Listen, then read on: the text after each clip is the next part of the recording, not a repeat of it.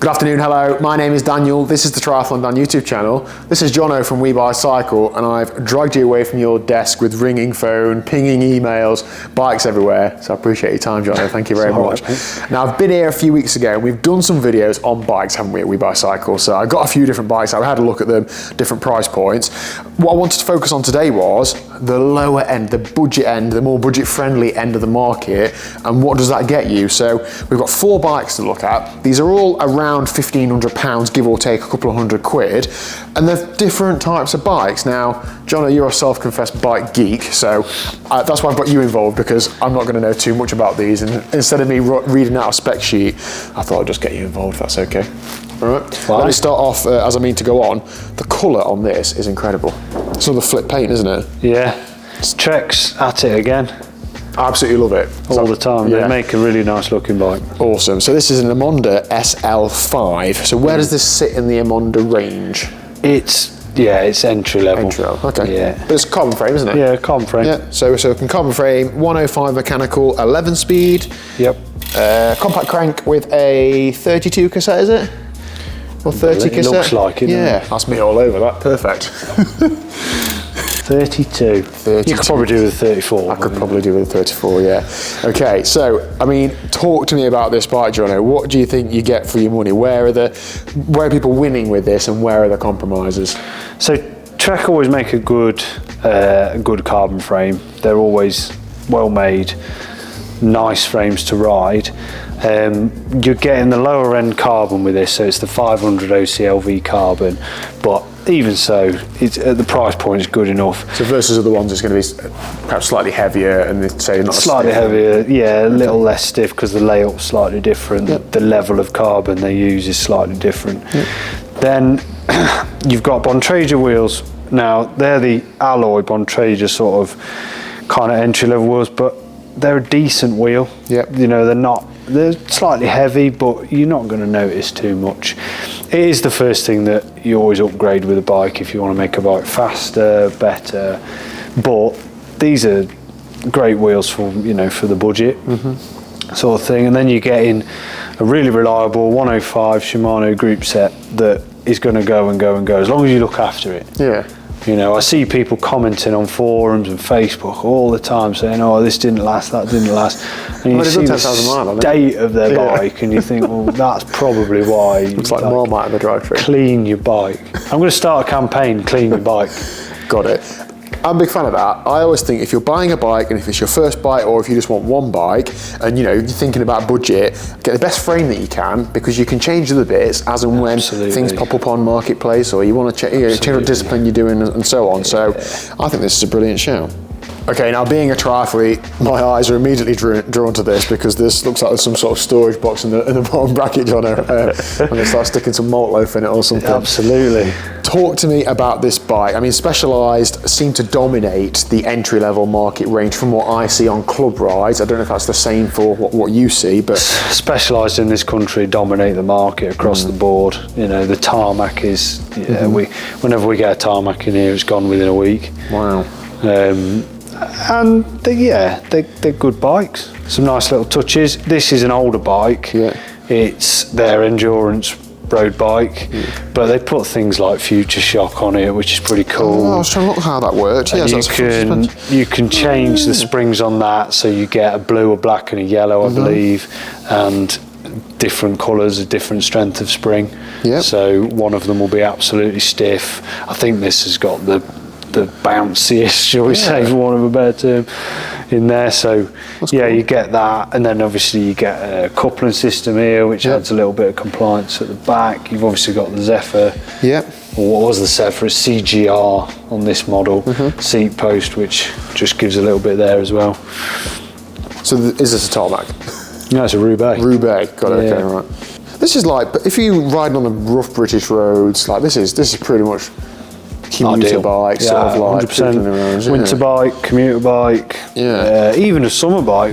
Some of the potholes that we get in this country, and some of those country lanes. If you like to go out into the lanes, this bike will do that. Again, it's got quite nice wheels, much like the Bontragers. They're the Roval alloy, sort of entry level wheels, but decent wheels, decent enough, you know, for the level of bike. So we're taking a step up in terms of what the mechs and shifters are. This is Shimano Ultegra, but the crank isn't Shimano, is it? So the crank is Praxis, and Praxis is specialised in-house. Right. They only really make cranks, but they do some nice crank sets, some nice bottom brackets. That's how specialised. Keep the price point down by using their own in-house stuff. Yeah, it's much like Trek and Bontrager. Yeah, okay. I know I half made a joke about this, but this is tool storage, isn't it? Spare storage, which is perfect for if you don't want to have a saddlebag on your bike, or you just pick your bike up and you want to. Ideal. Yeah. They don't do it anymore though on the Roubaix nowadays. It's a pretty old thing. It's aero in the time trial world. People are all about that. Yeah. Wicked. All right, nice one. It's actually the camera's probably not picking it up. It's a really nice deep purple, this bike, really metallic-y deep purple. It's got a little fleck in it as well, which is nice. Yeah, it's lovely. Okay. Seems like we're getting a lot of bike for circa £1,500, isn't it? As an older bike, like, yeah, you're getting a lot of bike. Obviously, it's priced because it's an older bike, it's an older model, but it's in really good condition for its age, and yeah, there is a lot of bike there, really. By today's standards, you know, with the prices going up post-COVID and things. Yeah. Okay, all right. This is probably our size, isn't it? Yeah. And an aero bike. Yeah. If I'm wrong, this is a Merida. This is a Reacto. Yeah. And I take it is their aero model. Yeah. Got it. Okay, so again, circa £1,500. This group set looks brand new. Is that the case? The bike is just immaculate. Yeah. You know, we have to take previous owners on their word, but this chap had said less than 100 miles, and the condition would suggest that. You know.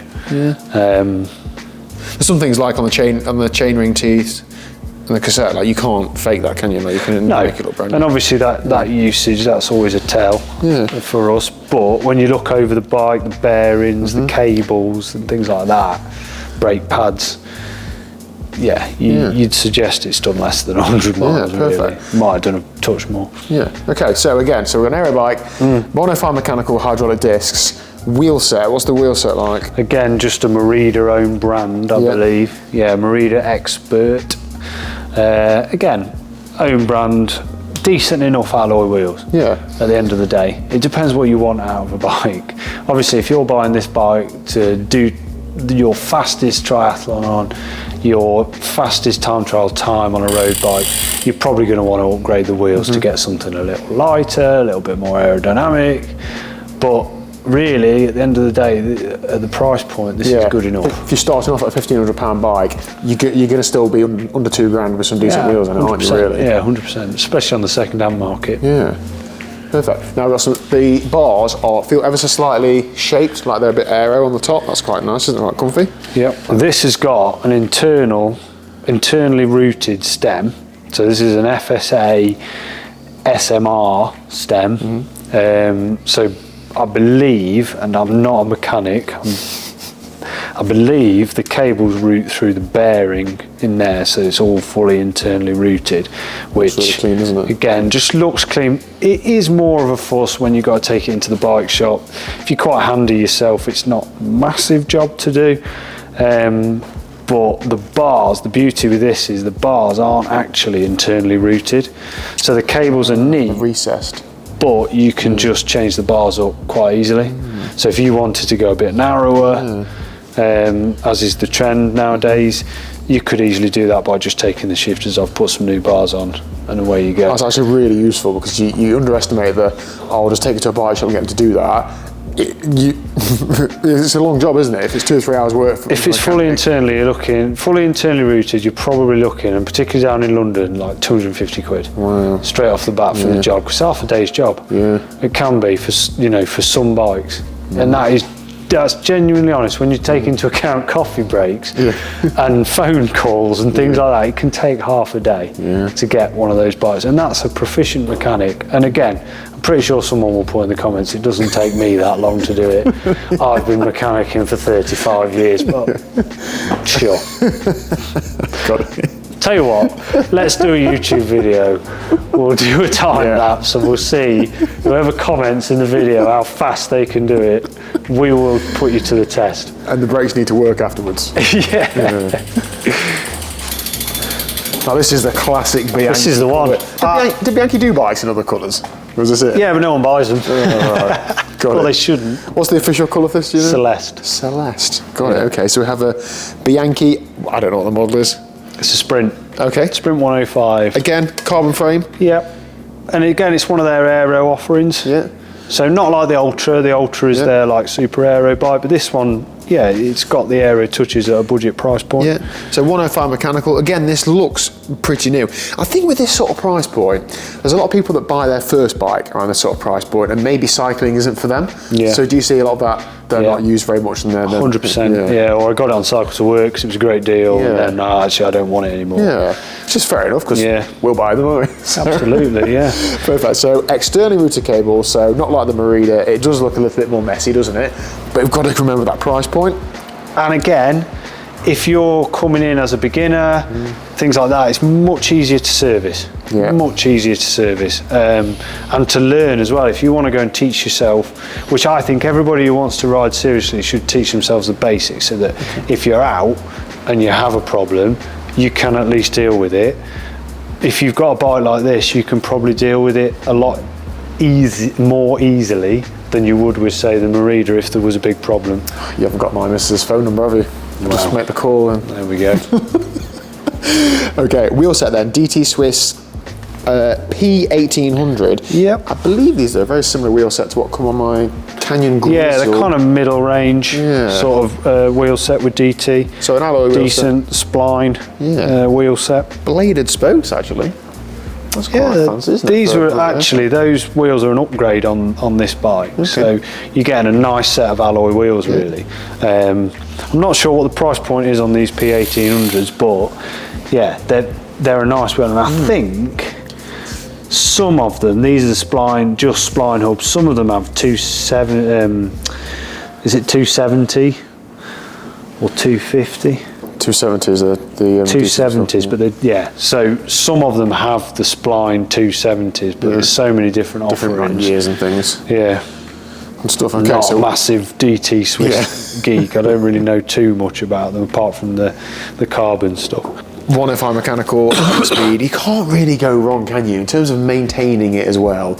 Chains are cheap, cassettes are cheap or cheaper.